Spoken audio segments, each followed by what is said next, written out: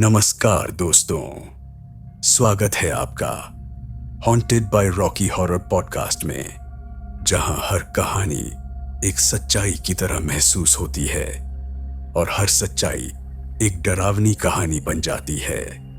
तो दोस्तों, आज की कहानी है एक ऐसे संगीतकार की जिसकी धुनें सिर्फ लोगों के दिलों तक नहीं बल्कि मरे हुए आत्माओं तक भी पहुंच गई थीं। कहानी का नाम है आत्मा का संगीत। आइए शुरू करते हैं। लंदन की ठंडी सर्दियों में रातें बहुत लंबी होती हैं। कोहरा इतना घना होता है कि किसी का चेहरा भी 2 कदम दूर से साफ दिखाई नहीं देता। इसी लंदन की एक पुरानी गली में एक पुराने हवेली जैसी इमारत थी, मेयर हाउस। कहते हैं 1800 के दशक में यहां एक अमीर परिवार रहा करता था, लेकिन अब वो इमारत किसी कब्रिस्तान से कम नहीं लगती थी। आयुष सेन कोलकाता का रहने वाला एक पियानो वादक संगीत की पढ़ाई के लिए लंदन आया था। उसे रॉयल कॉलेज ऑफ म्यूजिक में एडमिशन मिला था। उसके लिए यह सपना सच होने जैसा था। कॉलेज के पास रहने की जगह की तलाश में जब उसे मेयर हाउस के बारे में पता चला तो उसने बिना देर किए कमरा ले लिया। सस्ता किराया, शांत इलाका और बड़ी जगह उसे लगा सब परफेक्ट है। लेकिन हर परफेक्ट चीज के पीछे कुछ अधूरा जरूर छिपा होता है। पहली ही रात जब वो वहां पहुंचा, हवेली के अंदर कदम रखते ही उसे एक अजीब सन्नाटा महसूस हुआ, जैसे दीवारें खुद फुसफुसा रही हों। हवा ठंडी नहीं बल्कि भारी थी, जैसे किसी ने कमरे में सांस रोक रखी हो। कमरे के कोने में रखा पुराना पियानो उसकी नजर में सबसे पहले आया। उसकी सतह पर मोटी धूल जमी थी, लेकिन वो किसी जादू जैसा खींचाव रखता था। आयुष ने जैसे ही उस पर उंगलियां रखी, एक ठंडी लहर उसकी रीढ़ में दौड़ गई। उसने धीरे से एक सुर छेड़ा और कुछ सेकंड के भीतर ऊपर की मंजिल से किसी के चलने की आवाज आई। कदाचित मकान मालिक होगा, उसने खुद को समझाया। अगले दिन कॉलेज गया। वहां उसकी मुलाकात रोज नाम की एक लड़की से हुई जो काफी शांत स्वभाव की थी, लेकिन उसकी आंखों में एक रहस्य छिपा था। रोज संगीत में नहीं बल्कि पैरासाइकोलॉजी यानी आत्माओं और ऊर्जा के अध्ययन में ग्रेजुएशन कर रही थी। जब आयुष ने उसे बताया कि वो मेयर हाउस में रहता है तो रोज का चेहरा थोड़ा बदल गया। वो बोली, तुम वहां रहते हो, वो जगह सुरक्षित नहीं है। आयुष ने हंसते हुए बात टाल दी, शायद सिर्फ अफवाहें हों। रोज ने बस धीमी आवाज में कहा, कुछ अफवाह सच्चाई की तरह होती हैं। उस रात फिर वही हुआ। पियानो अपने आप बजने लगा, धीमी उदास धुन जो कमरे की दीवारों से टकराकर लौट रही थी। आयुष डर कर उठा, लेकिन कमरे में कोई नहीं था। उसने पियानो का ढक्कन बंद कर दिया और सोने चला गया, लेकिन नींद आई नहीं। हर कुछ देर में उसे किसी के कदमों की आहट सुनाई देती रही। तीसरी रात सबसे अजीब थी। वो अपने म्यूजिक शीट्स पर काम कर रहा था, तभी पियानो अपने आप खुल गया। इस बार सिर्फ धुन नहीं, किसी की परछाई भी दिखाई दी। सफेद गाउन में एक लड़की जिसके बाल झुके हुए थे और चेहरा छुपा हुआ। वो धीरे धीरे पियानो की ओर बढ़ी और वही धुन बजाने लगी जो आयुष ने पहली रात बजाई थी। आयुष हिल गया, उसकी सांसें थम गईं। तुम कौन हो? उसने कांपती आवाज में पूछा। लड़की ने बस धीरे से कहा, तुमने मेरा गाना पूरा नहीं किया। और अगले ही पल वो गायब हो गई। अगले दिन आयुष ने रोज को सब बताया। रोज ने कहा कि वो उस हवेली की हिस्ट्री जानती है। वह बोली, मेयर हाउस में 1897 में एक लड़की रहती थी, एलिस मेयर। वो भी पियानो बजाती थी। कहते हैं उसे उसी पियानो के पास किसी ने मार दिया था और तब से वो आत्मा वहीं कैद है। आयुष ने हंसने की कोशिश की।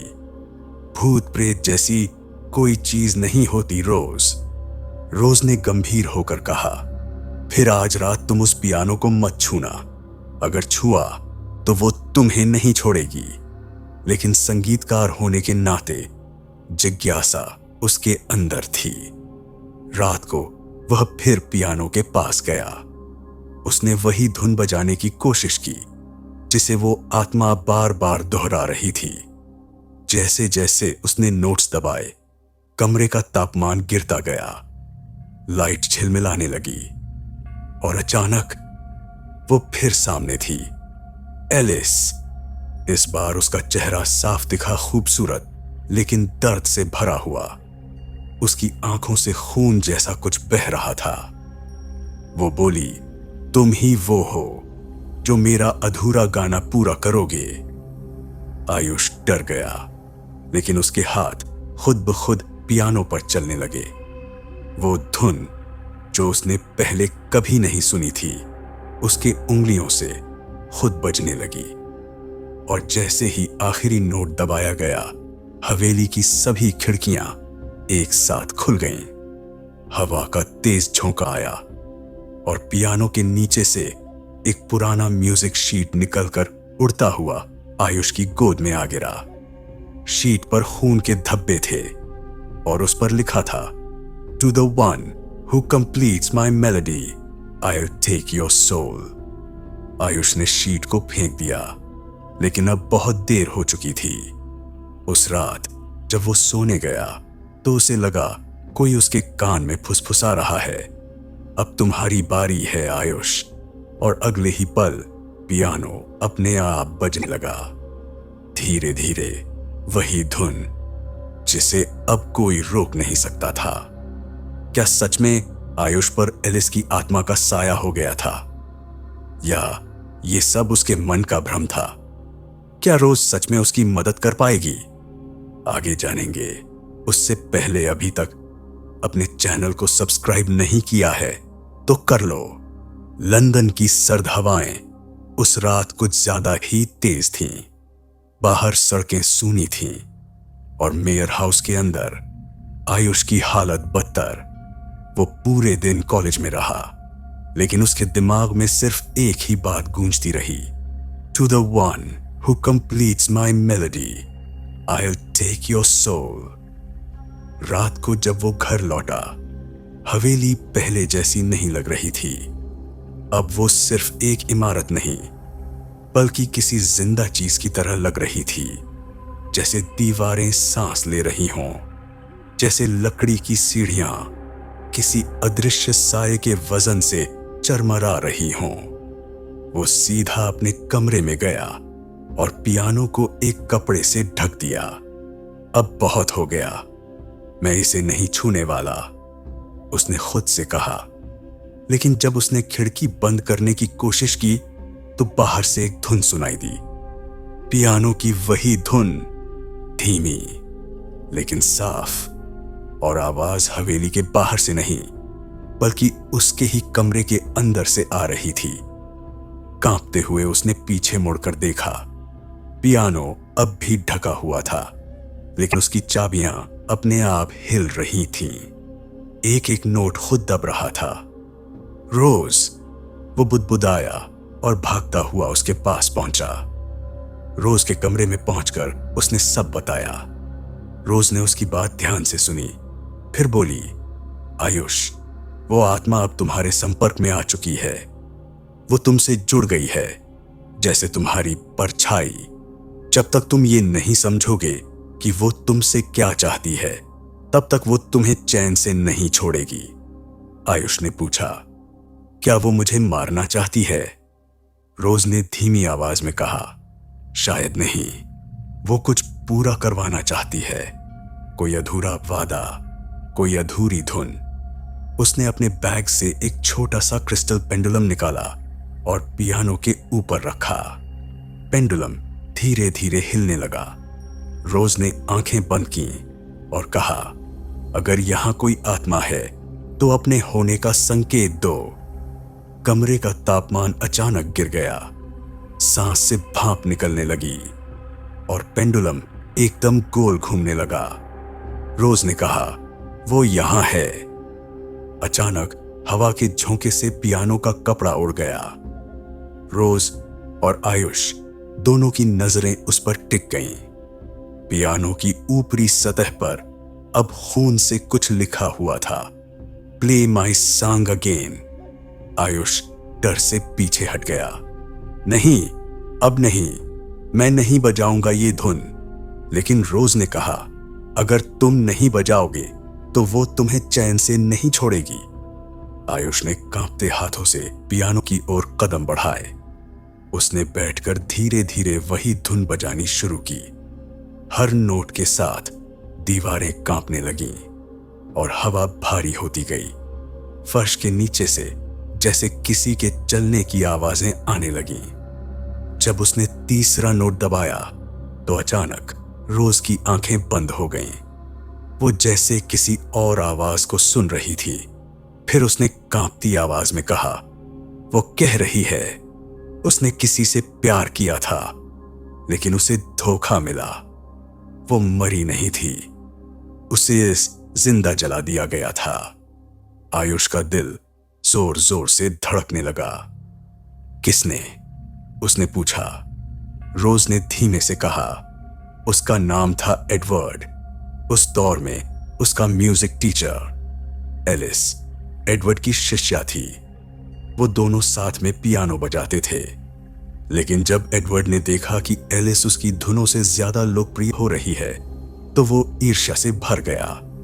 एक रात उसने शराब के नशे में उसे हवेली के अंदर बंद कर दिया और आग लगा दी।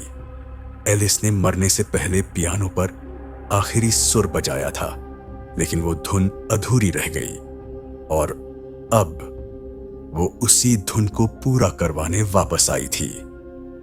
रोज ने आयुष से कहा, अब तुम्हें वही धुन पूरी करनी होगी, लेकिन ध्यान रखना, अगर तुम गलती करोगे तो वो तुम्हें नहीं छोड़ेगी। रात का समय था। कमरे में सिर्फ मोमबत्तियां जल रही थीं।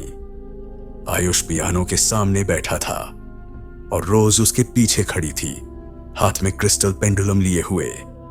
आयुष ने धुन बजाना शुरू किया। कमरा कांपने लगा। हर सुर के साथ हवेली की दीवारें जैसे चीख रही थीं।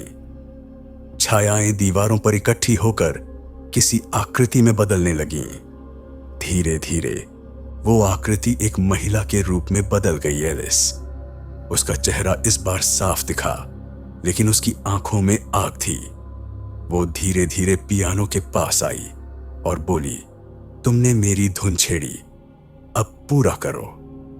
आयुष ने डरते हुए आखिरी नोट दबाया। धुन पूरी हुई और तभी पूरा घर हिल गया। मोमबत्तियां बुझ गईं। अंधेरे में सिर्फ पियानो की चमकती चाबियां दिखाई दे रही थीं। एलिस ने धीरे से कहा, अब मैं मुक्त हूं। उसकी आवाज में राहत थी, लेकिन अगले ही पल उसका चेहरा विकृत हो गया। उसने आयुष की ओर हाथ बढ़ाया और चिल्लाई, तुमने मेरी जगह ले ली है। वो आयुष के शरीर में समा गई। रोज चीख पड़ी। कमरे की हर चीज हवा में उड़ने लगी। फिर एक पल में सब शांत हो गया। रोज ने कांपते हुए पूछा, आयुष तुम ठीक हो? आयुष ने सिर उठाया। उसकी आंखें अब लाल थीं। चेहरे पर एक धीमी मुस्कान थी और उसकी आवाज वो अब आयुष की नहीं थी। मैं ठीक हूं रोज, उसने कहा। अब मैं एलिस हूं। क्या सच में एलिस की आत्मा ने आयुष के शरीर को अपना बना लिया था, या यह सब एक भ्रम था जो धीरे धीरे हकीकत बनता जा रहा था? क्या रोज उसे बचा पाएगी? चलो फिर चलते हैं इस कहानी की ओर गहराई में। रोज के सामने अब जो खड़ा था वो आयुष नहीं था, वो वही चेहरा था वही शरीर, लेकिन अंदर कुछ और था, कुछ ठंडा, अंधेरा और भयानक। उसकी आंखें लाल चमक रही थीं और होठों पर वही मुस्कान थी जो इंसानों के चेहरे पर नहीं होती, बल्कि किसी ऐसी आत्मा की होती है जो सदियों की यातना झेल चुकी हो। आयुष, रोज ने कांपते हुए कहा, तुम मुझे पहचानती हो रोज? आयुष के शरीर से आती आवाज ने जवाब दिया, मैं वो हूं जिसे इस हवेली में जलाकर मार दिया गया था। मैं एलिस हूं। रोज पीछे हटने लगी। उसके हाथों में अब भी क्रिस्टल पेंडुलम था। उसने उसे हवा में उठाया और कुछ मंत्र पढ़ने लगी, लेकिन एलिस हंस पड़ी। अब बहुत देर हो चुकी है रोज। वो लड़का अब नहीं बच सकता। उसकी आत्मा अब मेरे भीतर है। कमरे की खिड़कियां अपने आप बंद हो गईं। फर्श में दरारें पड़ने लगीं। पियानो अपने आप बजने लगा, वही धुन जो अब हवेली की दीवारों में गूंज रही थी। बाहर तूफान चलने लगा और कमरे के अंदर हर चीज कांपने लगी। रोज ने कांपती आवाज में कहा, एलिस सुनो, तुम्हारे साथ बहुत गलत हुआ था, लेकिन बदला लेने से तुम्हें शांति नहीं मिलेगी। एलिस ने चीखते हुए कहा, मुझे बदला नहीं चाहिए, मुझे बस मेरी धुन पूरी करनी है और वो अब मेरी है। आयुष का शरीर कांपने लगा। उसकी नसें नीली पड़ गईं। रोज ने उसकी ओर दौड़कर कहा, लड़ो आयुष, उसे अंदर से निकालो, याद करो तुम कौन हो। लेकिन आयुष की आंखों से खून की बूंदें बहने लगीं। वो दोनों हाथों से पियानो बजाने लगा, खुद नहीं, जैसे कोई अदृश्य ताकत उसे चला रही हो। रोज को तभी वो पुरानी डायरी याद आई जो उसने हवेली के तहखाने में देखी थी। वो एडवर्ड की डायरी थी जिसमें लिखा था कि एलिस की आत्मा को रोकने का एक ही तरीका है, वो धुन जो उसकी मृत्यु से पहले अधूरी रह गई थी। अगर उल्टी दिशा में बजाई जाए तो उसकी आत्मा वापस उसी अग्नि में चली जाएगी जहां से वो आई थी। रोज ने जल्दी से पियानो की ओर देखा। आयुष, धुन को उल्टा बजाओ, वो ही रास्ता है। एलिस ने आयुष के मुंह से चिल्लाया। नहीं, लेकिन एक पल को आयुष के भीतर कुछ बदला। उसकी आंखें कुछ क्षणों के लिए अपनी पुरानी अवस्था में लौट आईं। वो कांपते हुए बोला, रोज, मुझे बचा लो। रोज ने उसका हाथ पकड़ा और जोर से कहा, तुम्हारा नाम आयुष है, तुम जीवित हो और वो सिर्फ एक आत्मा है। फिर उसने पियानो के बगल में रखा क्रिस्टल पेंडुलम उठाया और आयुष के सामने लहराया। क्रिस्टल से सफेद रोशनी निकली। आयुष ने पूरी ताकत से पियानो की चाबियों पर हाथ चलाया। इस बार धुन वही थी, लेकिन उलटी दिशा में। जैसे जैसे सुर बजते गए, हवेली की दीवारों पर साए फटने लगे। एलिस की चीख पूरे घर में गूंज उठी, नहीं, तुम मुझे रोक नहीं सकते, ये मेरा घर है। रोज ने आंखें बंद की और अंतिम मंत्र पढ़ा, स्पिरिट्स डैमेंटस रीड एड इग्नेम तुम एटर्नम। अचानक हवेली में तेज चमक हुई। पियानो की हर चाबी से धुआं निकलने लगा। आयुष का शरीर हवा में उठा और जमीन पर गिर पड़ा। एलिस की आत्मा उसके शरीर से बाहर निकल आई, जलती हुई, चीखती हुई और फिर धीरे धीरे धुएं में बदलकर गायब हो गई। हवेली एक पल के लिए पूरी तरह शांत हो गई। बाहर तूफान रुक चुका था। रोज ने कांपते हुए आयुष को उठाया। वो बेहोश था, लेकिन जिंदा। उसकी आंखें खुली और उसने धीमी आवाज में कहा, क्या वो चली गई? रोज ने सिर हिलाया। हां, वो अब कभी नहीं लौटेगी। कुछ हफ्तों बाद आयुष अस्पताल से डिस्चार्ज होकर वापस कॉलेज लौटा। उसने अब संगीत से कुछ दूरी बना ली थी। रोज अक्सर उससे मिलने आती थी, लेकिन दोनों उस रात का जिक्र कभी नहीं करते थे। एक दिन रोज ने मजाक में कहा, अब तो उस हवेली को गिरा देना चाहिए। आयुष मुस्कुराया और बोला, शायद हाँ, लेकिन किसी को पता नहीं चलना चाहिए कि वहां क्या हुआ था। उसी शाम वो दोनों आखिरी बार मेयर हाउस के बाहर खड़े थे। आयुष ने एक नजर पियानो रूम की टूटी खिड़की पर डाली। उसे लगा जैसे अंदर से कोई उसे देख रहा हो, लेकिन उसने ध्यान नहीं दिया और पीछे मुड़ गया। जैसे ही वो दोनों चले गए, हवेली के अंदर एक हल्की हवा चली। धूल के बीच पियानो की चाबियां अपने आप हिलने लगीं और फिर एक धीमी, बहुत ही हल्की धुन सुनाई दी। वही धुन जो एलिस ने कभी पूरी नहीं की थी। कुछ धुनें चाहे कितनी भी बार बजा ली जाएं, अधूरी ही रहती हैं।